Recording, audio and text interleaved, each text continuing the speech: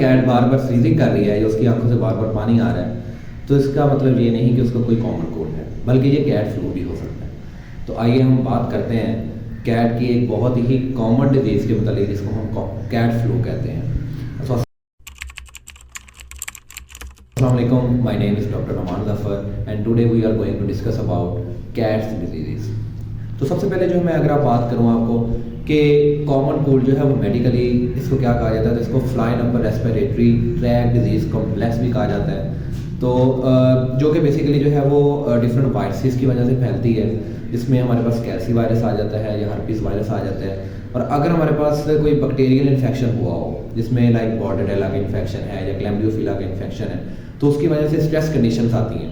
उन stress conditions में ये वायरसेस जो हैं वो अपने आप को ज़्यादा प्रोलिफरेट करते हैं और डिजीज़ जो है वो होने के चांसेस ज़्यादा होते हैं और आपकी कैट जो है वो कैट फ्लू की तरफ जो है वो ज़्यादा मूव कर सकती है। कैट फ्लू बेसिकली जो है वो एक आप समझ लें कि जब भी कोई वायरस अटैक करता है रेस्पिरेटरी ट्रैक्ट पे, तब जो है वो वहाँ पे स्नीजिंग स्टार्ट हो जाती है, ठीक है, उसमें नेज़ल डिस्चार्जेस आना स्टार्ट हो जाते हैं, आंखों से पानी आना स्टार्ट हो जाता है।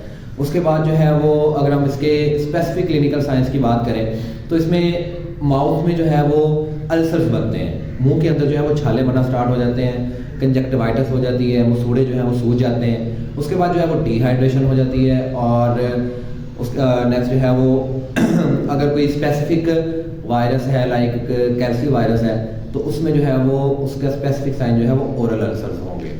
और उसके बाद हर्पिस वायरस में अगर हम देखें तो उसमें स्पेसिफिक साइन जो है वो आइज डिस्चार्जेस हैं, आंखों से पानी आता रहता है। नेक्स्ट हमारा अगर इसकी बात करें कि डिजीज़ जो है वो फैलती कैसे है, तो अगर आप कोई भी एक कैट है जो बीमार है और उसके साथ आपकी कैट ने बाउल शेयर कर लिया, खाना शेयर कर लिया, तो उसके नतीजे में भी जो है वो आपकी कैट को जो है वो कैट फ्लू हो सकता है, ठीक है। और नेक्स्ट जो है वो किसी भी बीमार कैट की आंखों से पानी आ रहा था, उसके ड्रॉपलेट्स जो हैं वो हवा में हैं, तो वो वायरस एक जगह से दूसरी जगह या आपकी कैट को जो है वो डिजीज़ स्प्रेड कर सकते हैं। उसके बाद नेज़ल डिस्चार्जेस हैं, माउथ में से निकलने वाला जो पानी है वो आपकी कैट को जो है वो मुतासर कर सकता है। नेक्स्ट इसमें अगर हम बात करें कि जो आपकी कैट है उसको हमने ट्रीटमेंट क्या देनी है, ट्रीटमेंट में यही है कि सबसे पहले इसके डायग्नोसिस के लिए हम डिफरेंट टेस्ट वगैरह करवाते हैं, जिसमें सबसे पहले तो सबसे अहम जो टेस्ट है वो तो क्लिनिकल साइंस ही है।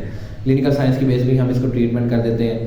नेक्स्ट डिफरेंट वायरस को हम जज करते हैं कि वायरस कौन सा है या फिर बैक्टीरियल इन्फेक्शन कौन सा है। जैसे ही हमें वो आइडिया हो जाता है तो हम उसकी ट्रीटमेंट स्टार्ट करते हैं। ट्रीटमेंट में सबसे पहले हम IV फ्लूइड्स देते हैं क्योंकि इसमें डिहाइड्रेशन के चांसेस बहुत ज़्यादा होते हैं, तो हमें कैट की जो है वो हाइड्रेशन को मेनटेन करना है।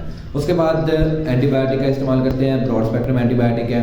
आइज से जो डिस्चार्जेस आ रहे हैं उसमें हम आइज ड्रॉप्स का इस्तेमाल करते हैं। आइज ड्रॉप में बेसिकली जो है वो उसमें भी हमारे पास स्टीरॉयडल एंटी इन्फ्लेमेटरी ड्रग्स हो सकती हैं या फिर कोई ना कोई साथ एंटीबायोटिक शामिल होती है। उसके बाद हमने स्ट्रेस को बहुत मिनिमाइज़ करना है क्योंकि ये डिजीज़ जो है वो सबसे ज़्यादा स्ट्रेस कंडीशन में आपकी कैट को जो है वो होगी। उसके बाद अगर हम इसकी बात करें कि जो ये डिजीज़ है ये बेसिकली किसी ट्रीटमेंट से जो है वो इतनी जल्दी हल नहीं होती जितना ज़्यादा इसको प्रिवेंशन जो है वो बचाती है।